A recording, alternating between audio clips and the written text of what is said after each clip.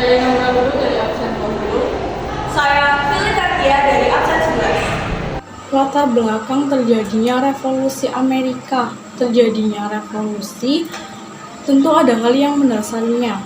Terkait dengan revolusi Amerika, ada beberapa hal yang menjadi penyebabnya. Apa saja? Yang pertama, terjadinya Perang 7 tahun. Pada masa itu, wilayah koloni terbagi menjadi dua kekuasaan yang dipegang oleh Inggris dan Prancis. Inggris memegang kekuasaan di sepanjang pantai timur Amerika, sementara Prancis memegang kekuasaan dari pantai selatan sepanjang sungai Mississippi hingga ke Kanada. Namun, Inggris ternyata masih saja membuat pergerakan untuk memperluas tanah jajahan mereka yang kemudian melanggar batas jajahan Prancis. Inilah yang dianggap sebagian besar sejarawan sebagai pemicu dari tegangnya hubungan Prancis dengan Inggris. Panasnya hubungan tersebut memicu terjadinya perang selama 7 tahun, yaitu tahun 1756 sampai 1763. Pada saat itu, Inggris berhasil memenangkan peperangan yang kemudian dibuatlah Perjanjian Perdamaian Paris. Isi perjanjian ini menguatkan dominasi Inggris di kawasan Amerika Utara. Yang kedua, penetapan berbagai pajak dampak dari Perang 7 tahun ternyata berbuntut panjang. Setelah terjadinya perang, Inggris mengalami kekosongan kas negara. Untuk bisa mengatasinya, akhirnya Inggris memaksa rakyat Amerika untuk menanggung kerugian tersebut dengan menetapkan pajak yang tinggi. Adapun berbagai macam pajak yang ditetapkan seperti 1. Townshend Act atau Undang-Undang Townshend yang memberlakukan pajak untuk teh, gelas, cat, timah, dan kertas yang diimpor ke koloni. Yang kedua, Sugar Act, Plantation Act atau Revenue Act merupakan pajak yang ditetapkan untuk impor gula bagi kaum koloni Amerika. Akibat dari penetapan pajak-pajak tersebut, kaum kolonis meminta agar parlemen Inggris menarik kembali undang-undang tersebut. Namun, tentu saja Inggris tidak menggubris hal itu, hingga akhirnya rakyat Boston dan New York menolak untuk membeli semua hasil produksi Inggris. Tapi Inggris justru mengeluarkan undang-undang baru sehingga memecah perang kemerdekaan Amerika di tahun 1774. Munculnya pemahaman kebebasan di dalam politik, adanya koloni Inggris di Amerika memberikan tekanan kepada rakyat Amerika baik dari segi ekonomi, politik, sosial, maupun agama, hingga akhirnya kaum koloni menyatakan kalau mereka itu manusia merdeka yang membangun koloni di dunia baru. Nah, paham kebebasan ini bertentangan sekali dengan pemerintah Inggris, di mana mereka menganggap jika daerah koloni itu adalah berdasarkan Perjanjian Paris tahun 1763, pemerintah Inggris berhak untuk memperketat kebebasan para koloni. Yang keempat, penolakan kaum koloni terhadap berbagai tindakan monopoli perdagangan. Selain perihal politik, nyatanya kaum koloni juga menganut paham kebebasan dalam perihal perdagangan. Sebaliknya, pemerintahan Inggris justru mewajibkan para kaum koloni untuk menjual hasil buminya hanya kepada Inggris. Kelima, terjadi peristiwa The Boston Tea Party. Karena adanya banyak penolakan, Inggris akhirnya mencabut pajak yang dikenakannya pada kaum koloni, kecuali pajak teh. Mereka tidak mau melepaskan pendapatan pajak dari hampir 1,2 juta pon teh yang diminum para koloni setiap tahunnya. Sebagai bentuk protes, para kaum koloni memboikot teh yang dijual oleh British East India Company dan menyelundupkan teh Belanda, sehingga perusahaan tersebut harus mengalami kebangkrutan. Pemboikotan ini dilakukan di malam hari, yakni beberapa orang Amerika menyamar sebagai India suku Mohawk dan menyusup ke kapal Inggris yang sedang berlabuh. Sekitar 342 peti teh dibuang ke laut dan peristiwa ini dikenal dengan istilah Boston Tea Party. Tentu saja hal ini menyebabkan kemarahan dari pihak Inggris hingga mereka melakukan penuntutan dengan diterbitkannya Coercive Act atau lebih dikenal dengan Intolerable Act. Faktor terjadinya revolusi Amerika. Yang pertama, ketidakpuasan rakyat koloni terhadap kebijakan-kebijakan Inggris yang dianggap tidak adil dan menindas. Yang kedua, adanya semangat kemerdekaan dan nasionalisme di kalangan rakyat koloni. Yang ketiga, adanya perbedaan budaya dan identitas antara rakyat koloni dan Inggris. Yang keempat, adanya persaingan antara kelompok-kelompok politik di negara dan koloni. Yang kelima, adanya dukungan dari negara-negara lain. Tokoh revolusi Amerika. Yang pertama, George Washington. Yang kedua, Thomas Jefferson. Yang ketiga, Benjamin Franklin. Yang keempat, Thomas Paine. Dampak revolusi Amerika. Yang pertama, tersebarnya ide-ide demokrasi, republik, hak asasi manusia, dan kemerdekaan yang menginspirasi revolusi lain di dunia seperti revolusi Prancis, revolusi Haiti, dan revolusi Amerika Latin. Kedua, terjadinya perubahan sosial di Amerika Serikat seperti penghapusan perbudakan, pemberian hak kaum minoritas. Yang ketiga, terjadinya pergeseran kekuatan politik di dunia yang mengakhiri dominasi Inggris sebagai negara kolonial yang memunculkan persaingan antara Amerika Serikat dan negara-negara Eropa lainnya. Latar belakang terjadinya Revolusi Prancis. Latar belakang Revolusi Prancis penting untuk diketahui para pegiat sejarah. Asalnya, ini adalah salah satu peristiwa besar yang tercatat dalam sejarah dunia. Revolusi Prancis menjadi salah satu peristiwa yang paling penting di penghujung abad ke-18, yakni berlangsungnya antara 5 Mei 1789 sampai 9 November 1799. 1.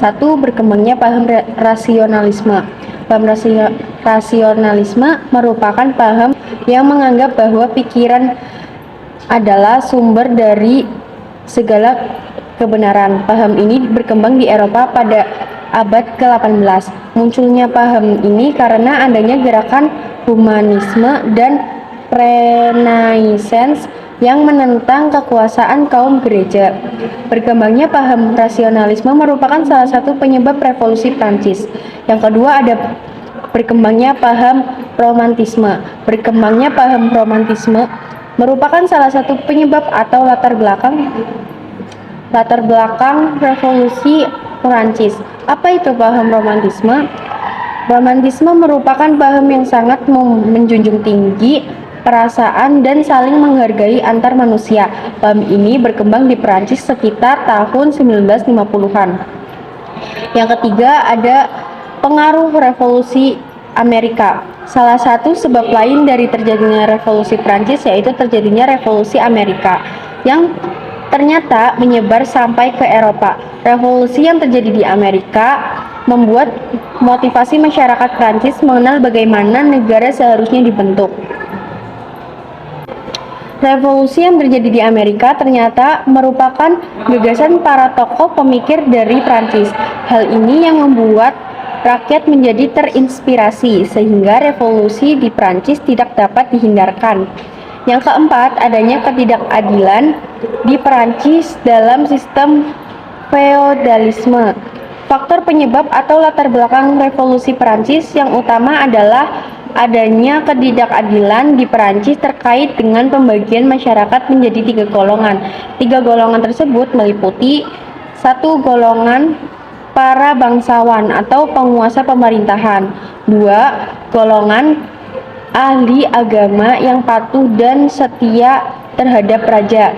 Yang ketiga, ada golongan yang terdiri dari pedagang, pekerja, dan rakyat biasa atau rakyat kecil. Pemikiran di balik revolusi Prancis. 1. Raja Louis. Jauh sebelum pemerintahan Raja Louis, kondisi politik di Prancis sudah mulai goyang.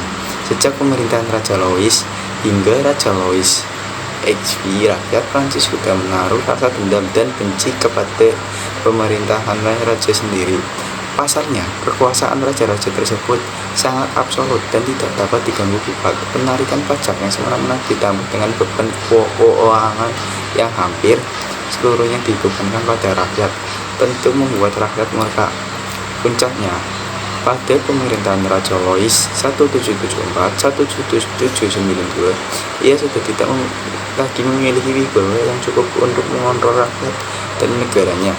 Situasi saat itu membuka peluang lebar bagi meletusnya sebuah revolusi besar yang telah akan mengubah sistem kenegaraan Prancis. Yang kedua, Marie Antoinette.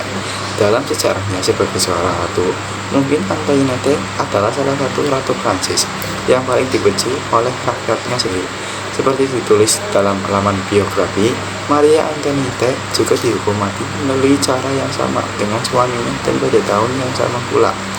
Setelah menikah dengan Louis pada 1770, ia menjadi putri mahkota Prancis dan akhirnya menjadi ratu Prancis pada saat suaminya naik takhta sebagai raja. Sebetulnya gelarnya sebagai permaisuri Prancis tidak pernah dibenci oleh rakyat, melainkan sifat dan sikapnya yang selalu menimbulkan konflik dengan kemiskinan rakyat Prancis kala itu.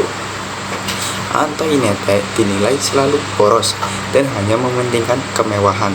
Ia gemar memiliki properti mewah di mana saja. Tindakannya yang dirasa tidak memiliki empati terhadap kesusahan rakyat. Itulah yang memunculkan kebencian dan berujung pada revolusi Prancis. Yang ketiga ada John Locke. Jauh sebelum di era di mana revolusi Prancis benar-benar terjadi, ada sebuah pemikiran radikal dari para filsuf dan tokoh besar Inggris. Ya, salah satunya adalah pemikir hebat bernama John Locke, seorang pemikir Inggris yang lahir pada 29 Agustus 1632. John Locke mungkin bisa dikatakan sebagai salah satu tokoh sentral dengan pemikiran dan ide-idenya yang sangat dapat menginspirasi rakyat Prancis saat itu. Meskipun ia tidak terlibat langsung, historikus dalam lamanya menulis bahwa pemikiran John Locke memengaruhi kuatnya semangat rakyat dalam meruntuhkan dominasi raja pada saat revolusi Prancis. Yang keempat ada Montesquieu. Tidak salah jika Montesquieu masuk dalam daftar orang berpengaruh dalam revolusi. Pasalnya, pemikiran revolusionernya tentang pembagian sistem pemerintahan telah merombak dan meruntuhkan sistem monarki feodal yang telah diterapkan di Prancis sejak berabad-abad silam. Nama aslinya adalah Charles Descondat Baron de la Brede et de Montesquieu, dan pemikiran yang paling terkenal, apalagi kalau bukan Trias Politica, yakni pemisahan kekuasaan pemerintahan menjadi 3 bagian penting terdiri dari eksekutif, legislatif, dan yudikatif. Pemikiran ini telah diaplikasikan di hampir seluruh negara di dunia. Dengan adanya sistem ini, keberadaan dengan dasar monarki absolut dan feodal tidak lagi dapat bertahan di zaman modern. Pemikiran dan ajaran Montesquieu juga berdampak besar bagi tatanan pemerintahan Prancis setelah era revolusi Prancis berakhir. Yang kelima ada Napoleon Bonaparte. Napoleon Bonaparte adalah salah satu tokoh terbesar yang berpengaruh dalam revolusi Prancis. Bahkan namanya masih sangat terkenal hingga kini. Ia menjadi seorang pimpinan militer pada politik negara Prancis pada saat perang revolusioner. Pada masanya kejayaannya, ia berhasil melebarkan kekuasaan di banyak negara-negara Eropa, terutama di Eropa Barat. Karir militernya sangat cemerlang pada era revolusi Prancis dan menjadikan ia salah satu pimpinan yang paling disegani di tataran Eropa. Peran Napoleon pada era revolusi Prancis mulai terlihat saat ia memukul mundur pasukan monarki dan pasukan kerajaan Austria yang ia anggap sebagai biang kudeta, seperti ditulis dalam histori Todai. Tak tanggung-tanggung, Napoleon dengan ambisinya dapat melancarkan serangan brutal dengan menembakkan banyak meriam ke kota Paris. Kejadian tersebut menjadi salah satu tonggak kediktatoran Napoleon dan ia akan dikenal oleh banyak kalangan sebagai pemimpin berani yang penuh dengan ambisi. Terima kasih.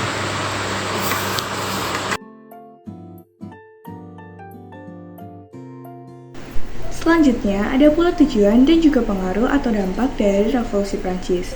Nah, tujuan dari revolusi Prancis adalah menghapuskan absolutisme yang terjadi selama berabad-abad di Prancis untuk memperjuangkan hak-hak rakyat akibat kerajaan Prancis pada masa itu.